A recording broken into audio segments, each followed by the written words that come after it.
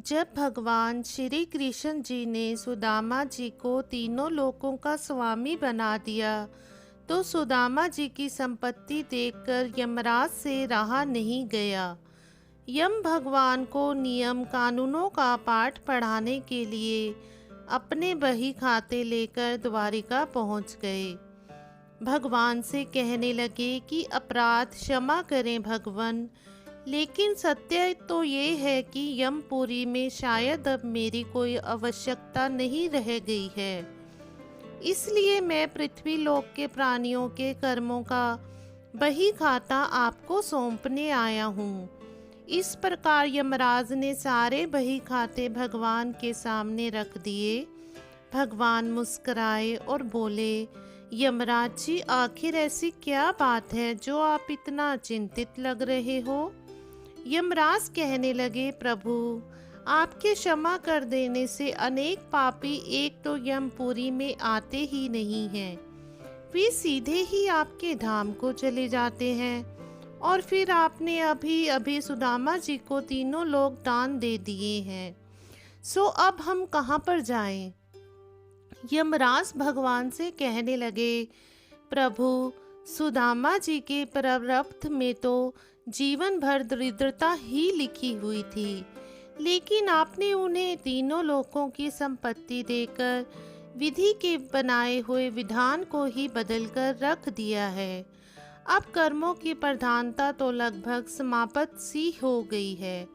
भगवान बोले, यम, तुमने कैसे जाना कि सुदामा के भाग्य में आजीवन दरिद्रता का योग है?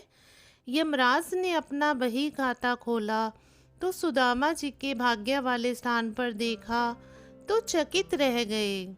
देखते हैं कि जहाँ श्री क्षय संपत्ति का क्षय लिखा हुआ था, वहाँ पर स्वयं भगवान श्री कृष्ण जी ने उन्हीं अक्षरों को उल्टकर उनके स्थान पर यक्ष श्री लिख दिया, अर्थात कुबेर की संपत्ति।